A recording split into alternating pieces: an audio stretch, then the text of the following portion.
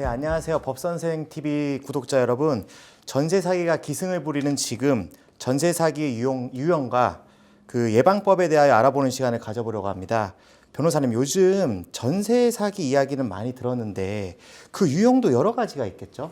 네, 맞습니다. 이제 대표적으로 6가지 정도로 나눠볼 수 있는데요. 건물 올 전세 사기, 전월세 이중 계약, 동일 물건 이중 계약, 신탁사 소유 건물 사기, 전세 대출 사기, 그리고 깡통 전세가 있습니다. 정말 다양한 유형의 전세 사기가 있네요. 그러니까 진짜 제대로 모르면 어느 순간 전세 사기를 당할 수도 있겠는데요. 오늘 이 영상 보시고 이러한 유형의 전세 사기 꼭 피하시기 바라겠습니다.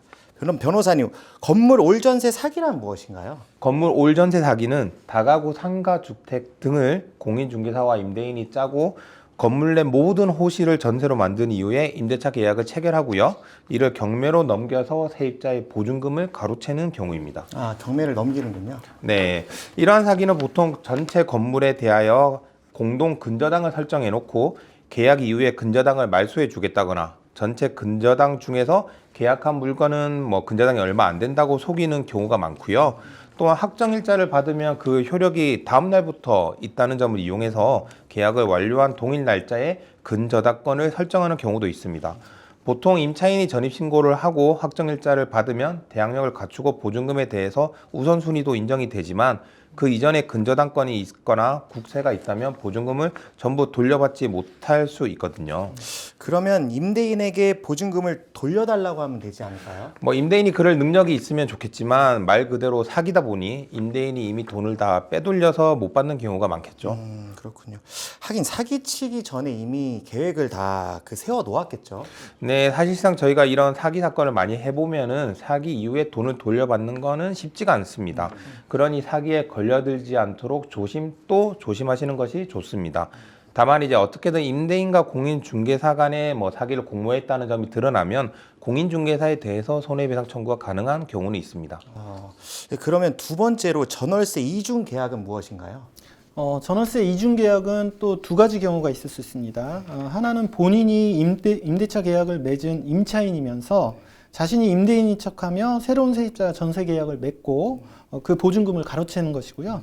다른 하나는 빌라의 월세 계약을 맺은 후에 이중으로 전세 계약을 해서 그 전세금을 가로치는 경우가 있을 수 있습니다. 그런데 변호사님, 월세 계약을 맺은 후에 전세 계약을 다시 체결할 수가 있는 건가요? 원래는 안 되죠. 그런데 이제 문제는 나중에 전세 계약을 체결한 사람 입장에서는 먼저 월세 계약이 체결됐는지 알 수가 없습니다. 네네. 등기부 등본상에는 이런 월세 계약에 관한 내용이 나오지가 않죠. 물론 월세 계약을 체결한 임차인이 전입 신고를 했다면 나중에 전세 계약을 맺으려는 사람이 그 전입 세대 열람이라는 걸 청구해서 확인이 가능하겠지만 그 월세 계약한 사람이 전입 신고를 하기 전에 전세 계약을 체결할 수도 있고요.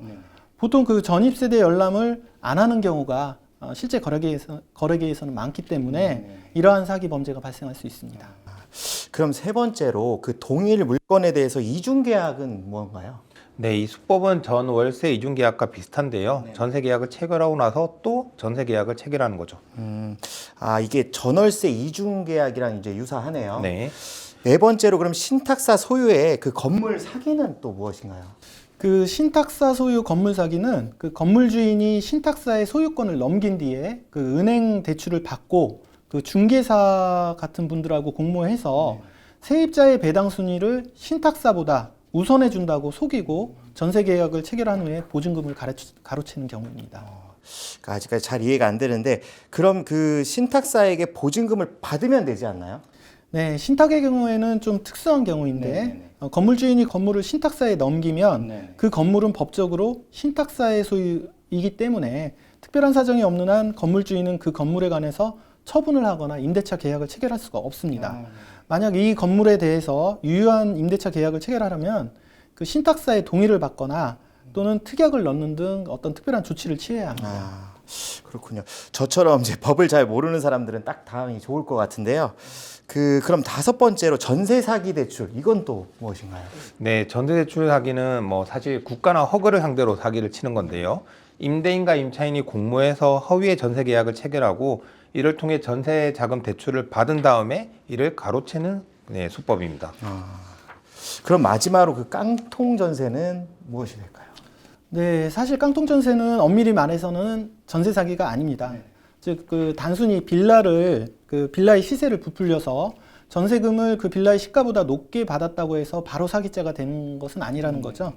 다만 그 과정에서 뭐 분양업자나 또는 뭐 중개사 등과 공모를 해서 시세를 속이고 또 적극적인 기망 행위를 했다면 이때 이제 비로소 전세 사기가 될 수 있는 거죠. 아, 그렇군요. 그 변호사님 말씀대로 정말 다양한 전세 사기 유형이 있네요. 네, 지금 말씀드린 유형 외에도 또 다른 전세 사기 유형이 있을 수 있습니다. 그러니까 항상 조심을 하시는 게 좋죠. 그럼 이러한 전세 사기를 예방하려면 어떻게 해야 될까요? 일단은 계약을 체결하시기 전에 가능하면은 뭐 여러 군데 그 중개사 사무실을 방문하시는 것이 좋습니다. 보통 그 신축 건물의 경우에는 그 일반 아파트와 달리 정확하게 그 시세를 알 수 없는 경우가 많기 때문에 한 군데 중개사 말만 믿고 계약을 체결하는 것은 전세 사기의 위험성이 높다고 할 수 있죠. 그리고 또 건물에 관한 계약을 하기 전에 그 임대인이나 중개사에게 요청을 해서 그 아까 말씀드린 전입세대 열람원을 받아보고 또는 또 그 납세 증명서 등을 통해서 그 미납된 세금이 있는지 확인해 보는 것도 좋은 방법입니다. 그리고 아주 기본적인 내용이지만 그 직접 등기부 등본을 확인을 하셔서 등기부상 소유자와 임대인이 맞는지 또 선순위 그 근저당권자나 체납단 세금이 없는지도 확인할 필요가 있고요. 또한 계약을 체결할 때는 계약서 내용을 면밀히 살펴보셔야 합니다. 만약 계약 당시 조건과 맞지 않는 경우에는 언제든 해지할 수 있다는 조항을 꼭 넣을 필요가 있고요. 뭐 가령 전세 보증보험에 가입하기로 했지만 임대인 사정으로 가입을 못했다. 이런 경우에는 반드시 계약을 해지할 수 있다는 조항이 필요하죠. 그리고 이제 그 임대차 계약을 체결을 완료하면 반드시 그 당일날 꼭 전입신고를 하고 확정일자를 받으시는 것이 좋습니다. 그 대항력은 그 확정일자를 부여받고 전입신고를 한 다음날 0시부터 효력이 발생하니까 반드시 계약 완료일에 확정일자와 전입신고를 받아 놓으시는 게 좋습니다. 네. 그러면 전세 사기를 당하지 않으려면 그 임차인이 그냥 스스로 확인하고 또 확인하고 조심할 수밖에는 없겠네요. 네. 오늘은 그 전세 사기의 유형과 예방법에 대해서 알아보았습니다. 다음 시간에는 전세 사기를 당한 경우에 어떻게 대처해야 되는지 대해서 알아보도록 하겠습니다. 감사합니다.